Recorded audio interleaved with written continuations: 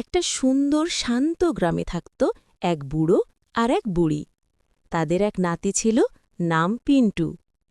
ছোট্ট ঘর, খোলা উঠোন আর ৩ জনের হাসিখুশি জীবন। ও পিন্টু, সকালে উঠেছিস তো? আজ দাদুর সঙ্গে মাঠে যাবি না? পিন্টু তখন উঠোনে খেলছিল কাঠি আর বল নিয়ে। হ্যাঁ ঠাম্মা, যাব। দাদুর পাশে পাশে কাজও করব। এদিকে বুড়ো লাঠি হাতে বেরিয়ে এসেছে, মুখে হালকা হাসি।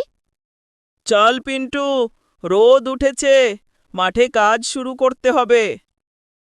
বুড়ি গামছায় ভাত বেঁধে দিল পিন্টুর হাতে। এই নে ভাত, মাঠে খেয়ে নিসো, খালি পেটে কাজ করা যায় না রে। ৩ জনের ছোট্ট সংসার, কিন্তু ভালোবাসায় ভরা। বৃদ্ধ বয়সেও বুড়ো বুড়ি হাসি মুখে দিন কাটায়, আর পিন্টুই তাদের জীবনের আনন্দের আলো।